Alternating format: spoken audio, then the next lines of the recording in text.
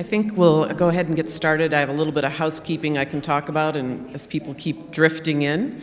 At the end of our session today, I'm going to pass out some evaluation forms. I know it's kind of a pain to always fill out evaluation forms, but it helps us make decisions about what kind of classes we should do in the future and how we should change our classes and things like that. So if you get a chance, please fill out an evaluation form. It'll be reviewing both this current series and our previous series because we forgot to send out an evaluation on the sacred black preaching. I'm Mary Jo Brooks. I am co-chair of the Adult Faith Formation Committee at Montview, along with my good friend Bill Dobrenin over there. This is the final session of a 4-week session on mental health, growing through mental health challenges. And I'm really so happy about this session today where 3 Montview members are kind of sharing their personal stories about dealing with mental health challenges. So each of them will speak about 10 minutes and then we'll have lots of time for questions, or if other people want to share their stories, I'll come around with a microphone at the end so our online audience can hear the questions. Today we're going to hear from Phil Worth. Phil's been a Montview member for 17 years. He and his wife Molly are parents of 2 girls, Samantha and Sophia, who spent time in Montview's youth programs during their childhood. He's currently serving on session and has been active in a variety of other roles here over the years, ranging from committee work to participation in the music program to starting a ministry around suicide awareness, prevention, and care called the Resilience Effort. Dr. Bill Dobrenin has been with Montview for a year and a half. He's worked in higher education for 33 years. His passions are leadership and emotional health. He comes from a family background that was short on emotional intelligence and has experienced the reality of depression in his life since he was 15. Thankfully, Bill has worked at overcoming this mood disorder with several strategies, including 43 years of therapy. We'll hear part of his story this morning. And his wife Deborah is here today to tell the story of journeying through their life with their son David, who has a mental health disorder. Deborah and Bill moved from Portland to Denver almost 2 years ago to be close to their daughter's family. David still resides in Portland. Deborah spent 30 years working as an elementary school educator and is currently spending most of her time interacting with their 2 adorable grandkids. So thank you all 3 for sharing your stories today.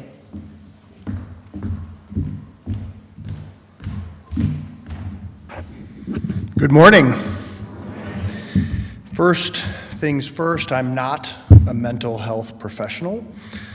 I do, however, have quite a bit of experience with the topic of mental health, and what I am going to share with you is around suicide. It's a heavy topic, but I think we'll find that it's one that deserves conversation, and if we can start by talking about it, it's a fantastic start. I know there are people in this church and maybe even in this room who have stories like mine, stories that may hit even closer to home than mine, and I'm sharing my story for them. For all of those people who have been left feeling bewildered by the death of a loved one by suicide. And while this isn't a grief group, I'm going to share a poem that I took part in a grief group here at Montview several years ago, and I'm going to share a poem that I think really talks to the matter of just showing up, not comparing your grief to others, not trying to fix things. I share with you the agony of your grief. The anguish of your heart finds echo in my own. I know I cannot enter all that you feel, nor bear with you the burden of your pain. I can but offer what my love does give, the strength of caring, the warmth of one who seeks to understand the silent, storm-swept barrenness of so great a loss. This I do in quiet ways, that on your lonely path you may not walk alone. Isn't that nice? Chapter 1, Charlie Gallione. Charlie was my nephew, the son of my wife's sister Megan. It was 2015. At the time of his death, Charlie was a 16-year-old sophomore at East High School. He was active in the choir, learning to play the guitar, not without friends, and I would say much loved, quiet unless you knew him, wryly funny if you did know him, struggling with his mental health. It was November, and Charlie had made an attempt on his life earlier in the month. He told his mom, thankfully, and was admitted to inpatient care. After 3 days, he was sent home. The diagnosis was that he wasn't really a threat to himself or to others. They were wrong. His family took on a heightened awareness of his well-being, yet he refused counseling, he refused medication. This is all too often recipe that doesn't have good results. Later that month, Charlie's sister found him in his bedroom unresponsive and not breathing. After several days in the hospital of hand-wringing, he was removed from life support, confirming what we, the family in the room, knew already, that he was dead by suicide. Chapter 2, the aftermath of that. Charlie's funeral was held here at Montview. His death left an indelible mark on his family and his friends, including never-ending and unanswerable questions about why. His ashes are interred in the Montview Columbarium. His story eventually nudged me and others to start the resilience effort, which began in 2018 as a way to create conversation around suicide prevention. Here's what that process has yielded. We learned a lot, including identification of resources. Ask me after this meeting if you need any of those. We were able to train the staff and the deacons. We set the table for several adult ed series, including one in the spring of 2020, Jason Whitehead's 8-part series in 2021, and then this one. And then we connected with fundraised for an organization called the Second Wind Fund, which provides therapy for children who don't have the means for that. And then most importantly, we've connected and we've started talking about the issues around mental wellness and suicide prevention. Chapter 3, Matt Bradford. Matt was my brother-in-law, the husband of my wife's other sister, Melissa. It was 2019. At the time of his death, Matt was a 57-year-old husband, father, and friend. He was active in local politics, an amazing guitar player, certainly not without friends, much loved, wryly funny, one of my closest friends, struggling with his mental health. Does that sound familiar? It is. It was November. His wife found him on the front porch on a Monday morning, unresponsive and not breathing.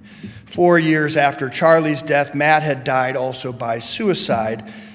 I found the note he left behind. It still haunts me. We were less than 6 months removed from a fantastic trip to France. We were close friends. We weren't brothers-in-law, we were brothers in arms. And on that trip, we started off each morning before the rest of the traveling party was awake. Matt and I would head out to find a local patisserie for croissant, and we would sneak back into the house before anybody was awake and make coffee. It was just a magical time. It was an intimate time, and it was a perfect time for him to share story and for me to ask what he was grappling with. He knew I was working with the resilience effort. He knew the work I was doing. In fact, he joined me on a fundraising walk for the Second Wind Fund, but he chose to struggle in silence. He refused counseling or medication. Sound familiar? It is. He didn't want to talk to me about it, and so I still feel like I let him slip through my fingers. Chapter 4, work in progress.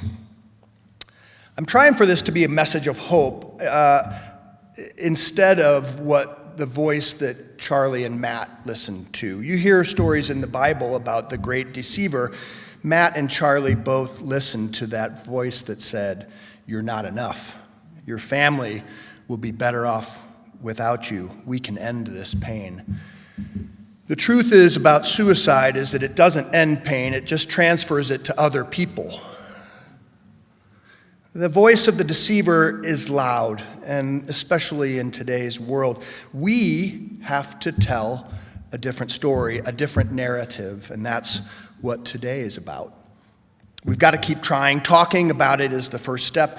It's been said, if you can use the word suicide in a sentence, maybe, just maybe, you can save a life. We can all participate in this safety net. Have you heard about QPR? I know, Susie, you have. If you've heard about CPR, raise your hand. Yeah, everybody. QPR is kind of the mental health equivalent of that, and it's easy, and we'll probably follow up this session with some training on that. It's question, persuade, refer. And so it's just a way to spread the safety net wider. You heard last week, if you were here, Dr. Jenna said there's not enough mental health professionals or therapists. We can cast the net wider. Knowing our resources like Colorado Crisis Services, I have some cards in the back. You can text TALK, T-A-L-K. There's a phone number. You can walk in. You could walk to their walk-in facility on Claremont and Colfax. They've got a facility at Anschutz. The National Suicide Hotline, call or text 988. Have this in your phone. I would encourage you all to put that in your phone. Therapists. Therapists can be hard to find.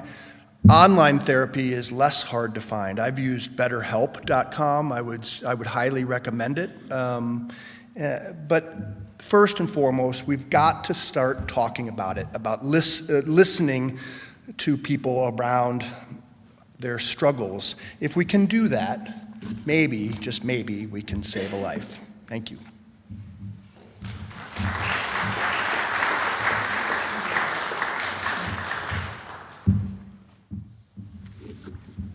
Morning. I love life.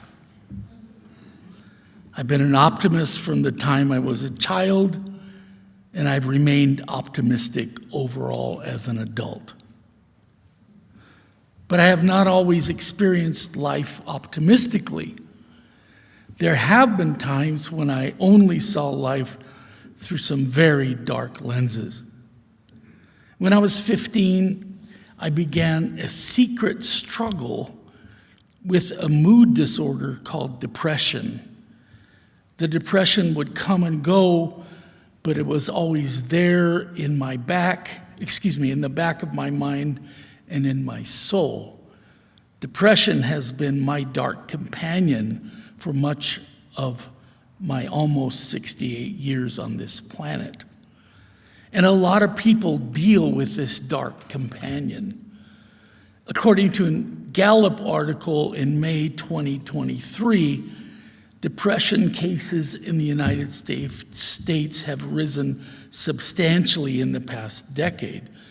Quoting the article, the percentage of U.S. adults who report having been diagnosed with depression at some point in their lifetime has reached 29%, nearly 10 percentage points higher than in 2015. The percentage of Americans who currently have or are being treated for depression has also risen to 17.8%, up 7 points from the same period. Both rates are the highest recorded by Gallup since it began measuring depression in 2015. It's interesting to note that these are the reported and treated cases of diagnosed depression, and this makes me wonder about the unreported and untreated cases. Depression is very common, and we need to look at how people can deal with this malady. The first time I began to actively deal with my depression was when I was in my 20s. I made an appointment with my primary care doctor, whom I loved, Dr. William Yone at Kaiser, for a back problem. At the end of the appointment, I quietly admitted to Dr. Yone that I had a struggle with depression. I'll never forget his reply, and this was over 40 years ago. "Bill," he said, "I would say that out of all the patients I see, 3 out of 5 have this same struggle." It was at that appointment that I first came out of the closet with my mood disorder. That was an amazing day. I walked out of that appointment with my first prescription ever for an antidepressant medication.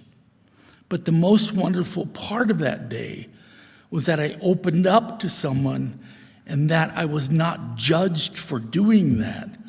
Did the depression help? Yes, it did. Was that the end of the depression story? No. Some depression is situational, some is clinical. At least for me, my depression needed some medication to help pull me out of the holes I was finding myself in periodically. I'm glad that I took the risk to talk to someone. My greatest battle with depression came in the year 2000. I was in my mid-40s then. I was a husband, a father, and a teacher. I had recently undergone a career change, the death of my 42-year-old close friend and brother-in-law, and life with a pre-diagnosed bipolar son who is hard to live with. And my wife will talk about that situation after I am finished. One day after work, I came home completely exhausted and fragile. Thankfully, I had an existing appointment with my dear counselor, Dr. David Wenzel, that evening, and when I sat down for my talk with Dave, I started weeping. I wept for 4 long hours. Dr. Wenzel and I talked about my emotions, and he administered a Beck's Depressive Inventory Evaluation form. And by the way, I provided some of these for you to take on your way out of the session today. There's a few handouts in the back if you want to take those. I scored a 58 out of 63 that day. Needless to say, 58 was a high score that indicated I was in extreme depression. I was diagnosed with a major depressive episode. I wept all the way home and most of the rest of that evening, and that was the beginning of a long journey of recovery that took 4 months. I continued my sessions with Dave, brought on a psychiatrist, and he suggested I increase my meds. The result of this season was that I lost my teaching job, stayed in bed for over 3 months, and grew in my faith in new ways that I wouldn't have chosen. The darkness and pain of those days still haunt me sometimes, but ultimately I know that it was a privilege to undergo these struggles since I was able to experience the fellowship of Christ's sufferings and now be able to relate to those who struggle with this debilitating mood disorder. I still have periodic struggles with depression. However, by the grace of God, never gone back into that deep darkness again. I've had a therapist for over 40 years, about 5 in that time. I have up till recently been taking 3 meds to help with my moods. I know depression personally. It has affected me, my wife, and my children.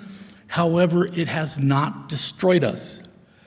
I relate to those who have been affected by this difficult disorder.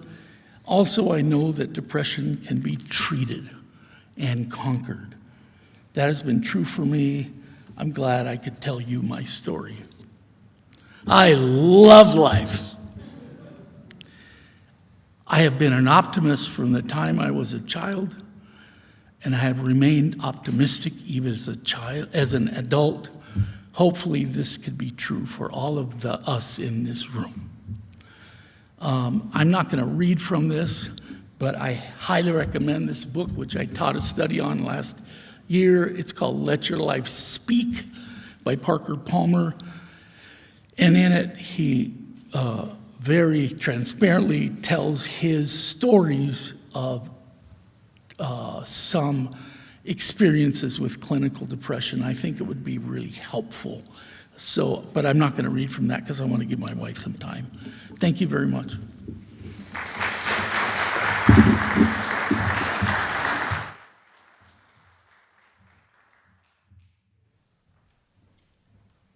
All right, the better half is here to tell my story of our son and our journey with him.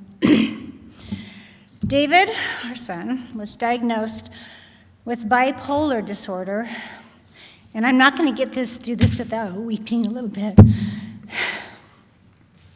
because it's ongoing. So he was diagnosed about 20 years ago with bipolar, formerly called manic depressive illness or manic depression. The National Institute of Mental Health defines this as a mental illness that causes unusual shifts in a person's mood, energy, activity levels, and concentration. That's very simplistic for what we've been through with that. But he was 19 and a senior in high school when he found himself in a deep depression and unable to attend classes. He did graduate by completing his assignments at home. A manic episode followed these several months of depression. It was after this that we took him to his primary care physician, who diagnosed him with bipolar. We had never heard of that. Navigating this journey has been tremendously challenging for him, for us, for everyone in his life.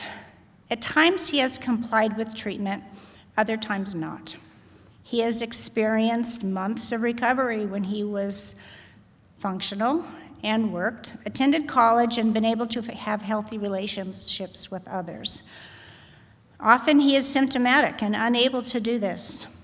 He has been hospitalized, lost housing, lived off and on with us, hired and fired therapists, tried an assortment of meds, quit meds, owned and disowned his disorder. He's also an artist, a creative thinker, relational, tender, and compassionate. As a lifelong learner, I value what I have learned on this journey. I have learned to seek out friends and professionals when I need support.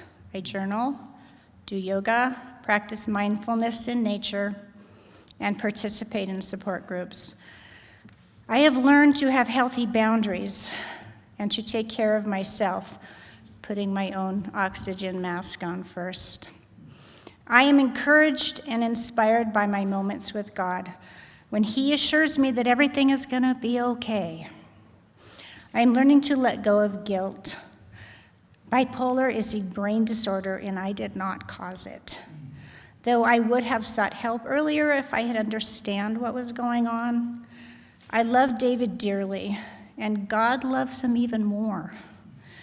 I continue to return to the fact that David makes his own choices in life and must live with the consequences. I have learned that it's okay to feel what I feel. I am learning how to encourage and accept, but not rescue. I have learned to celebrate the small things. I'm learning how to say no when David asks for something I cannot give. I'm learning how to refrain from giving advice. but to empower by reminding him that he has the resources to solve his own problems. He currently lives in his own apartment, is an excellent chef, and is finding his way with the support of faithful friends and mentors. He also receives Social Security disability benefits, and we are doing all we can. Thanks.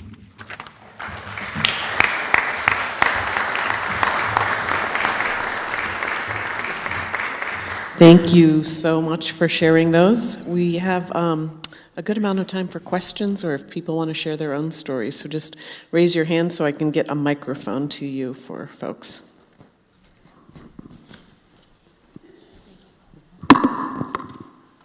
There's two things that I've learned about suicide as far as young people are concerned and as far as people are concerned generally. And I don't think the public understands that. With children, I found that they have a magical thinking. I'm going to go kill myself, but I'm coming back. They don't understand that they're not. And with people past that, for many people, suicide is seen as the only solution they have from the pain they feel. And we don't understand that part either, because as people who might not be, hopefully aren't suicidal, we're thinking, but you have this whole life in front of you. But they're in pain. They're in tremendous pain. And they only see that as a way to escape that pain. They don't see any other alternative. So I think the biggest thing we have to do with the younger people is to let them know, we want you, we love you, and if you leave, we will be hurting terribly, and you won't come back. And with people who are past that is to let them know, especially with younger people in their teenage years, everybody goes through tough times as a teenager. It's the crappiest time of your life. I mean, it's just reality. I still remember my aunt, she had been born, in the early 1900s, who said to me, boy, I wouldn't be a teenager for anything. And I was shocked as a teenager when she told me that, because I thought it was just us. But as my grandmother said, you kids think you invented sex, you know. So we have to tell them that we've been through it, our parents have been through it. It's not just you. You're not the oddball. You're not the strange person. And this is part of what's going to happen to you, and we will help pull you through it, and there is a light on the other side of that tunnel. Thank you for that. That's, it's actually connective to the three topics, is removing the stigma of talking about mental health issues, depression, but also it's been shown, last week, Dr. Jenna said, you're not going to put the idea of suicide into your kid's brain. They've already thought about that. So stop thinking that way. Use suicide in a sentence. Explain it. That you can have frank conversations with your children. And the first things first is to talk about it. If you're having open conversations about mental health, mental wellness, and suicide, that's the place to start.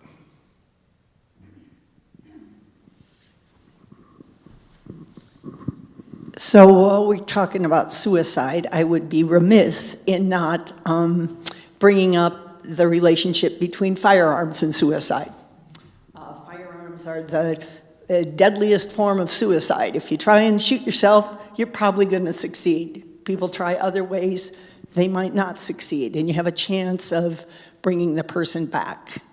So it's really important for people who have firearms in their home that they store them safely. Maybe, lock them up in a safe, get rid of them, take them to somebody else's house for the moment. But it's just,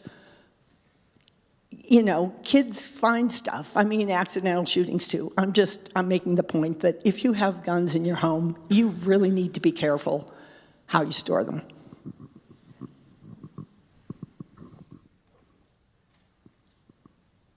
Anybody else?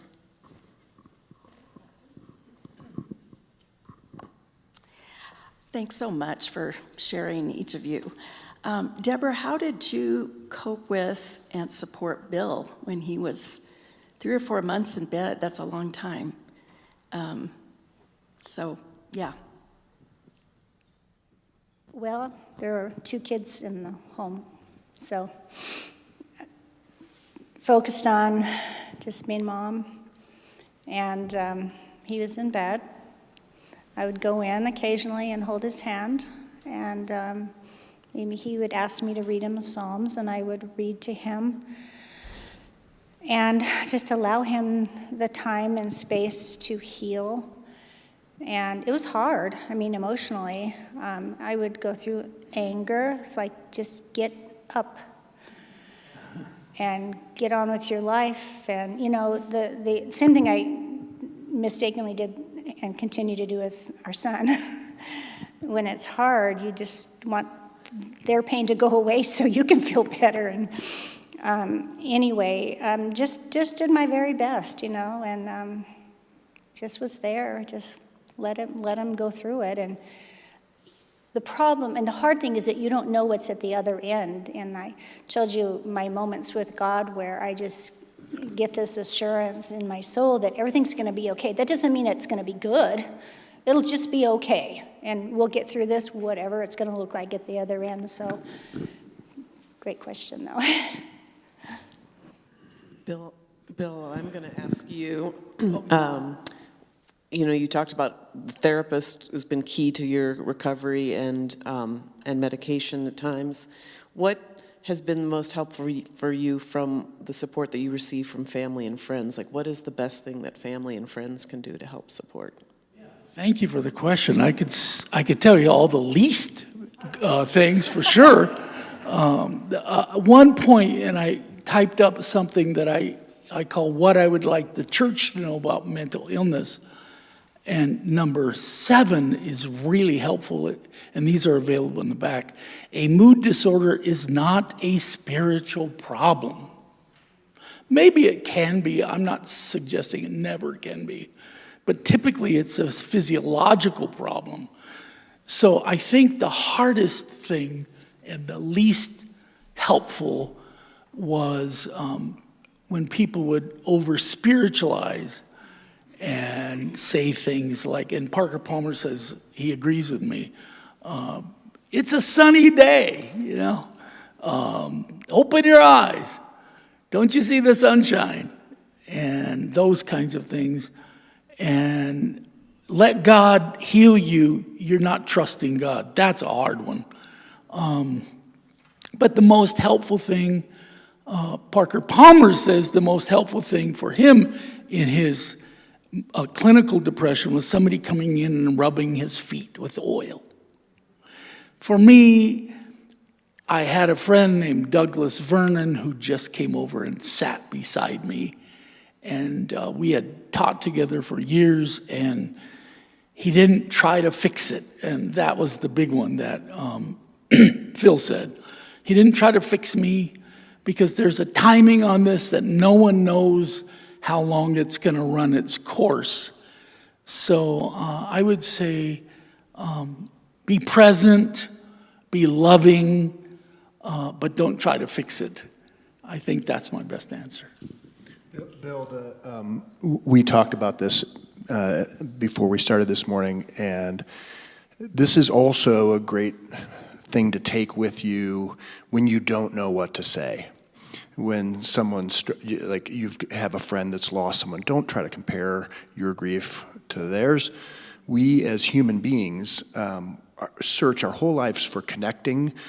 Oh, I'm like, someone loses their father. I've lost my father. I can immediately say, I lost my dad too. I know what you're going through. Don't say that. Don't say that. Just show up and shut up. Remember that. Just show up and shut up. That is the key, right? Do you want to mention Abby? Yes, we have been through 2 programs with NAMI, National Alliance for Mental Illness. Is that correct? Had a hard time connecting with them here in Denver. Colorado Springs has a really alive organization there. It's too far to drive. We went to 2 family-to-family classes, which is peer education. It's not a support group. They don't want people telling their stories. They want to teach you about about mental illness. And so that was a tremendous help. and we went through 2 of those. We wanted to attend another one here because it's good to keep doing it. I mean, keep learning. I couldn't find one here in town, so we're still looking, and hopefully something comes up even on Zoom. That would be fine. I also wanted to mention that with David, it's so interesting because he calls a lot, and he's pretty desperate right now. And when I start doing my fix-it thing, because I still struggle with that, I want to fix him, I want this thing to go away, and I mean, I can give him all this great advice, like go see a therapist and stick with your therapist, and are you taking your meds, and those kinds of things, and he just shuts down, he hangs up on me, but it's so illogical in my brain when I say, I love you, or I send him a little heart emoji. When he goes on and on about his desperation, he just says, thanks. I'm like, oh, that was easy. So it's fascinating because I still think I can fix it. And I know better, but I keep trying. And I might add something on one of the questions anyways was, this question directed to me was about what worked, right? We're learning together through our own counselors that there's a difference between empathy and compassion. And what Phil said about telling people, well, you get it because your father died and my father died, we think that's empathy. No, it's stupidity sometimes, right? Only because, I mean, I understand that. Please don't misunderstand what I'm saying. But compassion is just loving a person and not trying to necessarily relate, because none of us could really relate to another's feelings, right? I have lots of stories on that, but I'll shut up.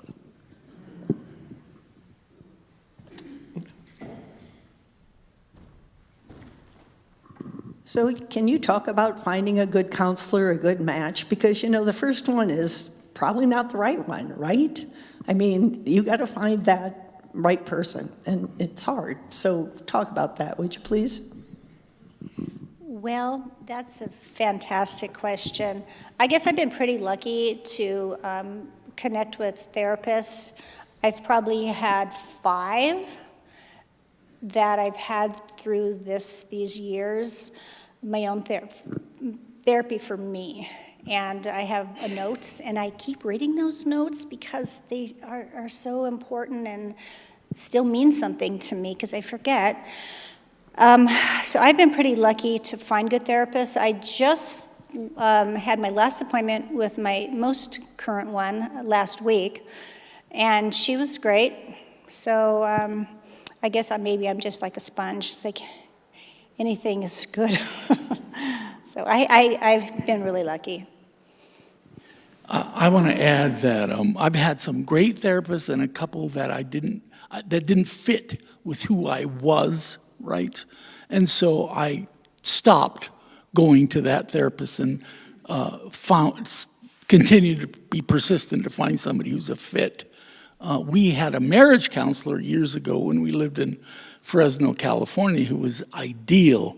And one of the things he told us that I'll leave you with is, that was so helpful. He said, when it's all said and done, life is a 5, right? Which it's not a 10, it doesn't have to be a 1 or a 10, it's a 5, right? Add it all up, divide the days you've lived, and if it comes out 5 or better, you're doing okay, right? But I'm thankful. I had one therapist for 16 years. I saw him once a month. I had insurance all these years, so I saw him once a month, and it was wonderful. We became close friends, and then he retired. I think you just be persistent to find one. And as Phil said, there's a lot of online therapy going on now. It's not that hard to find it as it used to be if you're willing to do a virtual or have virtual sessions with somebody. And you could often find those therapist through your insurance company if you have insurance.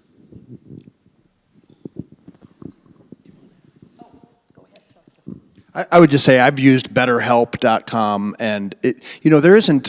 Unfortunately, there's not a surefire answer to your question, Susie. It's an active process. It's like finding a job. It really is, and so you've got to be. You got to be persistent. You got to be a little lucky. And you've got to be active in the whole thing. You've got to be honest with what you want and who you like, what kind of things you want out of it. Yeah.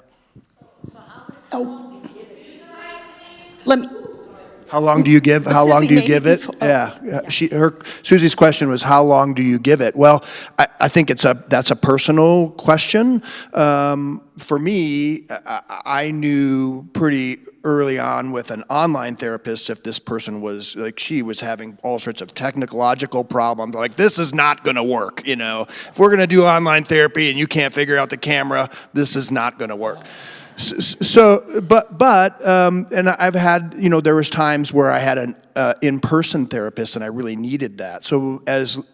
There's not one answer to your question. I think you have to answer that, but you should expect that it works. And if it doesn't, don't be afraid to change, because you should find someone that you connect with. I was just going to share, there's a wonderful resource. You're probably familiar with the magazine Psychology Today.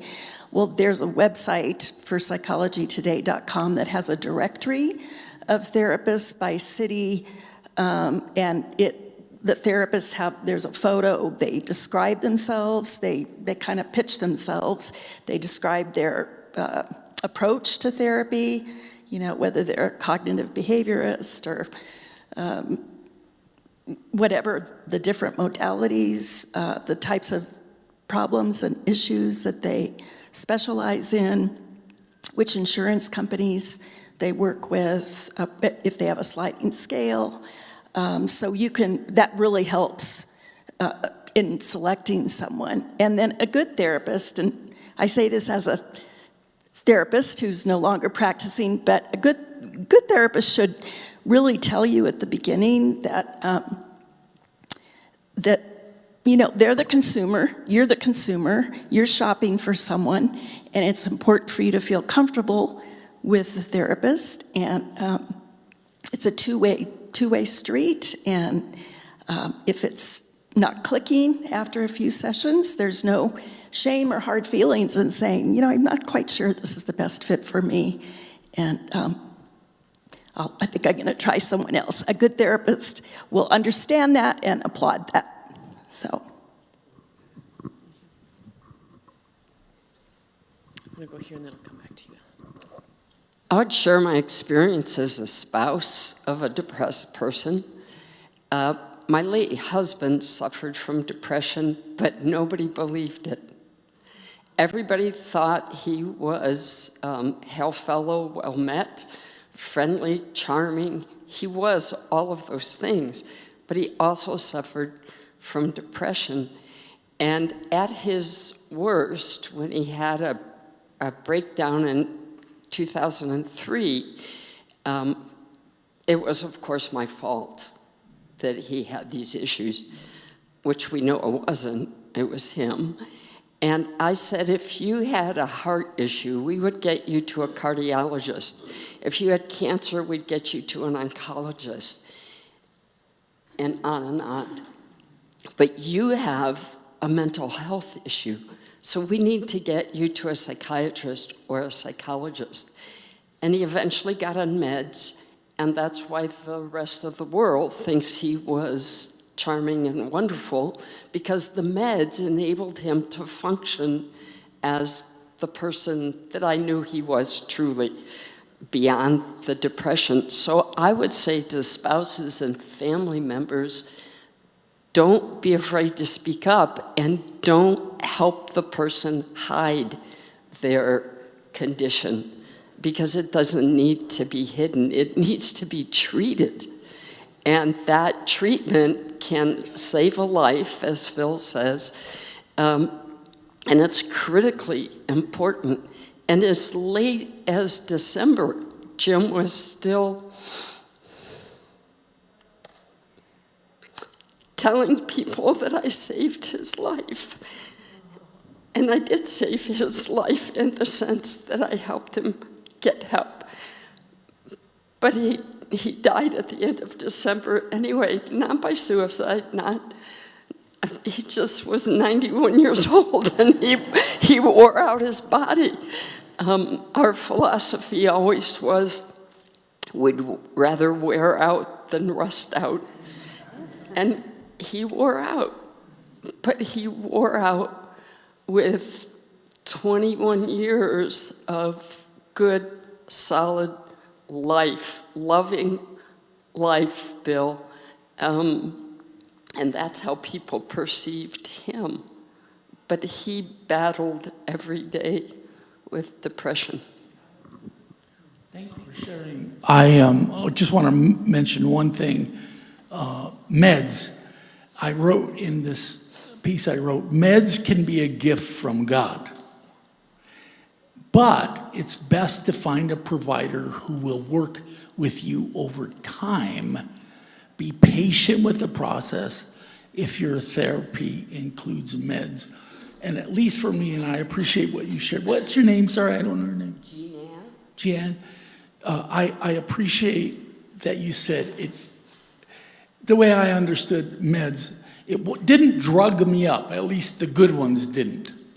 What it did is it let me stand at the plate and swing my bat instead of sitting on the bench. And that's what meds could do, because I think it's a physiological situation at times, not for everyone, but for some. And these meds just get you up to par. You're not going to always hit home runs, right? But at least you're swinging the bat. You've talked a fair amount about insurance, and I was wondering if anybody knows what the law is in Colorado. I seem to remember talk a few years back that we were going to have parity, that a mental health issue would be treated by your insurance company no different than a broken leg or a heart attack or whatever. But I don't know, is that true? I mean, if you have insurance, you can get mental health coverage? I have no idea. I think it depends on your carrier, your insurance coverage. That's my experience, Ellen, is that my company has fantastic healthcare coverage. In fact, they're even pushing resources to our employees as frontline. If you have a problem, like, call this number. It's just it's just this huge spectrum. I don't know what's required by law, but I do know that there are some insurance carrier coverages that do cover it just the same as if you were broken your leg. Mary Jo, you probably would know, you're in the profession. Well, there is mental health parity, and by law, it is considered medical, and it is covered. The problem is that different insurance companies cover different therapists and different hospitals and different facilities. So that can be the tricky part. And especially for children and youth, there's such a dearth of services, so the waiting list might be really long, or you might have to go to a different state to get a kid in a facility, so it's really frustrating. United Healthcare does cover it, and I think it's for as many sessions as you need. So I know United Healthcare, but plug in for them. Particular therapists, and I worked for Ann. Yeah, they give you a list to pick from. There are many, though. There are many to choose from, but you don't know until you meet them if they're going to be a fit for you. I was going to mention one more thing, and sorry I'm talking so much, but there's a huge connection between mental health issues and substance abuse. So a lot of times, I don't know if your son ever didn't, well, fortunately, a lot of times, especially with some of the more severe disorders, like bipolar, schizophrenia, or even depression and anxiety, is people will self-medicate with substances to try to manage their symptoms. So that's usually then there's the co-occurring issue of substance abuse and a mental health disorder that both have to be treated. Could mention here, David has not struggled with substance abuse, thankfully. Interestingly, his last manic episode, he was messing around with the meds, but also when he started to escalate his mood, marijuana just became legal in Portland. And he's always been a good kid, didn't want to break the law, but now marijuana is legal. He's like, oh, I'm feeling really good, and I'm going to go check out some marijuana shops, and he did. And for somebody with, I believe I read this, schizophrenia, bipolar, marijuana and the brain disorder do not go well together, because his manic episode, let's say it was here, the marijuana put it way up here. He was completely out of control. So careful with that drug, that substance if you do have a brain thing going on. I would say also, from my perspective, 3 things related to that. Charlie, my nephew, his mom, definitely there was alcohol and substance abuse in that household, so it certainly informed his sense of well-being, even though it wasn't he who had that substance abuse, so it was informing him. For Matt, he started drinking more heavily, and this is a cue we should pick up on as our friends, people we know, our loved ones. If their behaviors change, we got to be asking questions about that. And third, to Susie's point about guns, removing the means is also really important to suicide prevention. Not just guns, but substances, especially with kids. Meds can be incredibly helpful, but they also, if not used the right way, if your therapists are prescribing stuff constantly and changing and tweaking those things, you've got to be really, really careful. And sometimes they're counteractive to that. So same thing what Susie was saying, is lock up your guns. Make sure you're keeping your meds, especially with kids in the house. Make sure you're keeping those under safekeeping as well. Well, this will be our last question. Not to put pressure on you. No pressure, right? Thank you. Pardon me. Thank you all, first of all, for your candid and open dialogues. It's not easy to do that. I'm a licensed clinical social worker, and I work in the medical field. So I do some counseling therapy, but it's usually a small sliver of what I do. Currently, it's focused on patients who have chronic pain. And there are so many misnomers about medications. I've heard, honestly, the same day, 2 patients back to back, one of them saying, well, if I start medication, I'm going to be on it for the rest of my life. And I said, no, let's talk about that. And the next patient was like, well, I just know I'm going to be on a depressant at some point in my life, so I might as well start now. And I thought, okay, let's talk about that. So there's a lot of misnomers about medications. I think, Bill, you really kind of hit the nail on the head by saying, some work, some don't. It's a chemistry thing. Not everybody, there's not a cookie cutter piece of that. And I think that that's really it's just kind of a general misnomer in our culture that you're going to be on it forever, or you just all of those things. I mean, it can be a short-term thing. And then I had the next patient come in who says, well, I was on it for 2 weeks and it didn't help. And I'm like, well, let's talk about that. And just one other thing about the firearms.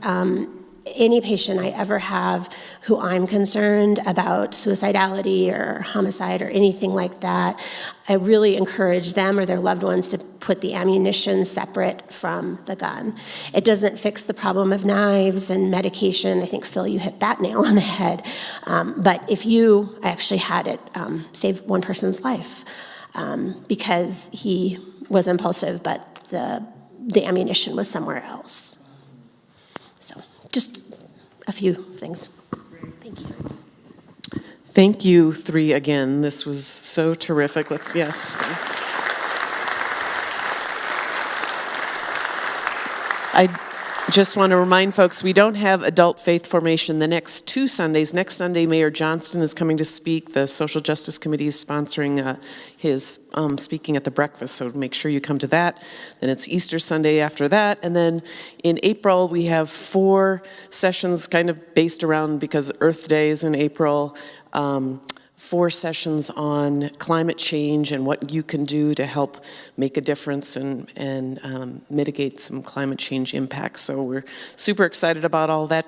I'm going to run around right now with forms, for evaluation forms. If you don't have time right now to fill them out at home, drop them off just at the front desk at the church. I'll let in the Commons, I'll let them know that they can collect there. You can keep it anonymous, be brutally honest. What do you want to see? What do you like? What you didn't like? We won't get any better unless we get great feedback. So thank you all for coming and for supporting adult faith formation. Thanks.